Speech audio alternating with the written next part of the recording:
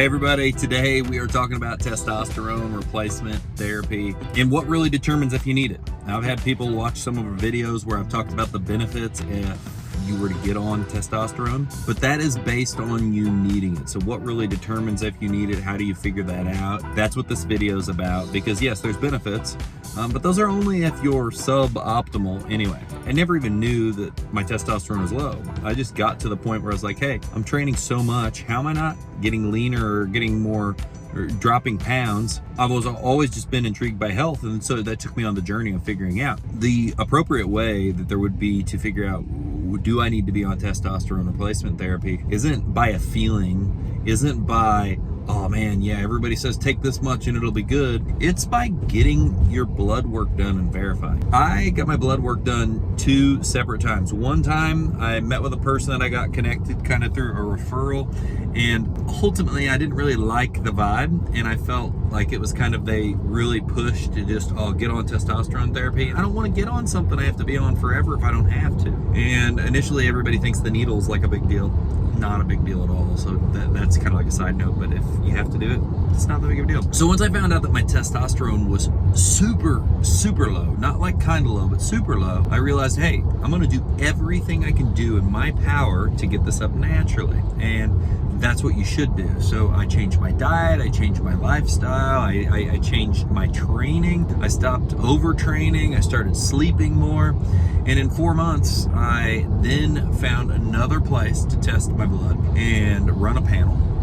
And this time though, I'd looked for, the first time I felt like it was this crotchety old TRT clinic where they just wanted to push testosterone just for the sake of selling it. This time I looked for an overall health place, a place that dealt with hormones for men, for women, that cared about your levels of vitamins, all the deficiencies in your body, because your body is a machine and it doesn't run well if it's running low on something. And so to be optimal, you'd want to make sure everything was optimal across the board. And so I found this place and I took a second blood test.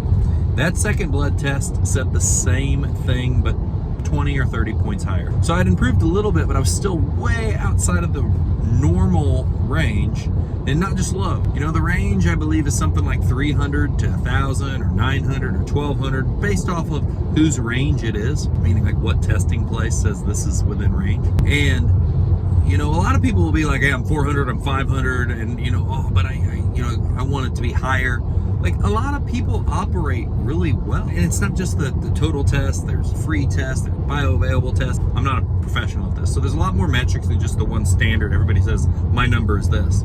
But my overall number was 128, got as high as 198, and my other markers were really low too. So second blood test verified, yes, you hadn't made much ground. The doctor looked at me and she said, there is no doctor that would look at you and say you would be healthier if you didn't do this. You'll be healthier if you're on testosterone. And so that's what made the decision for me, and that's how you go about it. You do blood work, and then if your blood work is low, do everything in your power to correct and get your numbers better naturally, so you don't have to be on a shot forever. And then finally do more follow-up blood work and see where you stand. How did we do? Did we make it better, or do we still have a lot of ground to make up and we're gonna have to supplement for that? And that is the path that I ended up going down. Now, once you figure this out though, and you go through this, and I make this video because people have mentioned, I've talked about the benefits and people have mentioned, oh, so many young people are getting on testosterone. Well, it's probably true. There's like, across the board, if you read about it, more people have got low testosterone than ever. And yeah, that's diet and that's all kinds of environmental factors and everything else, but if you need it, you should have it if it's going to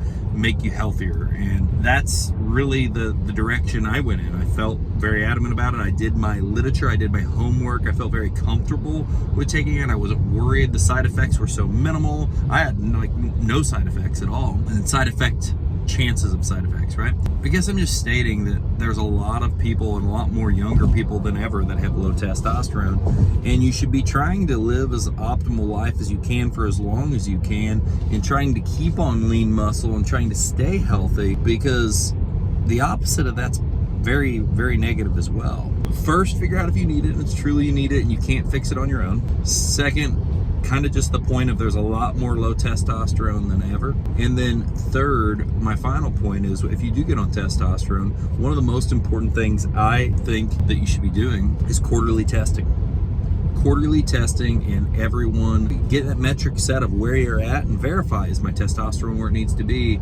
Do we need to drop? Do we need to go up? Do we need to change other things? Keep looking for vitamin deficiencies and all of these things. I just shot this video purely to share the path of how I found this out, how you look into this, go down this process and verify, so other people knew, and to really clarify that it's pretty easy to find out your blood work. And this is also leads to so many other health things that you should be figuring out, because we only get to live one time, and in this one opportunity at life, we should try to live it the best we possibly can, because the less muscle, lean mass we're able to put on and keep on later in life, your body's going to start working backwards no matter what. So this is just kind of a call out to everyone should get their blood work done. I think that if you're over 30, you should get your blood work done and see where it's at. If it's all is within range, well, cool. Check it every year, every 2.5 years, every 3 years, because it's gonna start tapering off, and your body is a machine. You should supplement to make the machine run its best possible. And this is not saying try to be super above optimal just to try to get huge. This is just do everything you can in your power to live this one life the best you possibly can. Hope that's helped you out. Hope that shed some light. If you got any questions, let me know. Leave them in the comments below.